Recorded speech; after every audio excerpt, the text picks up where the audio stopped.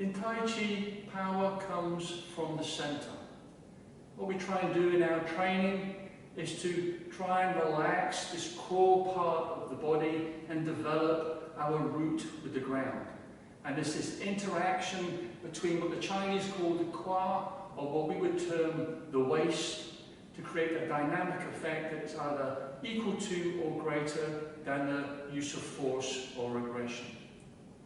Now, again, that might sound a wee bit confusing, but I'm going to show you a simple exercise now that helps you get a better understanding of this. So the first thing I'd like you to do is just stand with a wider stance than you would normally stand, making sure that the toes and the heels are pointing in the same direction. Again, tuck the pelvis forward and just imagine you're sitting on an invisible stool. Relax. Place the hands on the hips, and what I'd like you to do is to keep the knees still, don't move the knees, keep the feet still. And what you're going to do is you're going to fold, first of all, the left hip joint, and we're going to shift the pelvis to our left. So the knee doesn't move, the foot doesn't move, we just close this hip joint and the pelvis moves to the left. Now we come back to the center, and we do the same again with the right. We fold the joint here.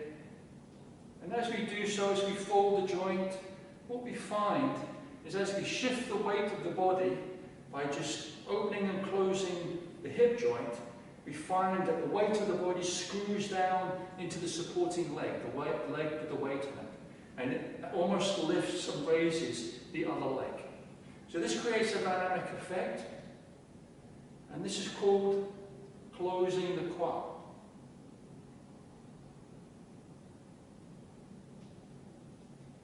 Now, there's also an opposite effect, as you would imagine when we come to apply the philosophy of yin-yang, or complementary opposites in Tai Chi. And what we can do is now to stretch our ligaments in this particular joint.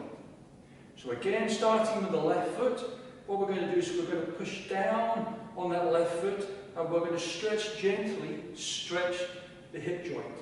And when we push down on that foot and we push back that way, as if we're trying to do the breaststroke, remember the leg movements from the breaststroke? Pushing down and out with that left foot, it stretches this part of the body.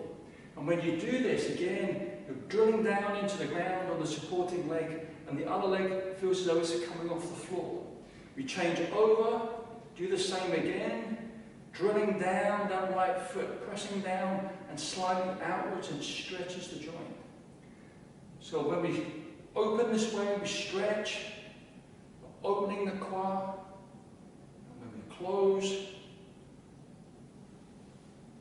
closing the qua. And this creates the effect of compression and release. And it can, if you develop this practice, can create quite a dynamic, powerful force. But I would advise doing this gently. It takes a wee bit of time to develop the strength in the legs and the knees to be able to do this. We take it nice and slow and gentle. But at all times, although the pelvis, the center, is moving, the knees remain in the same direction. The knees don't collapse in. The shoulders don't rotate. We don't move the shoulders. And the back, the spine remains vertical. So we're shifting the weight, and the spine remains vertical. We don't sway to the left, and we don't sway to the right. So this encompasses, again, yin-yang philosophy. When one part of the body is moving, the center, other parts of the body are not moving. So this creates a whole body effect. The whole body is involved in creating power in Tai Chi.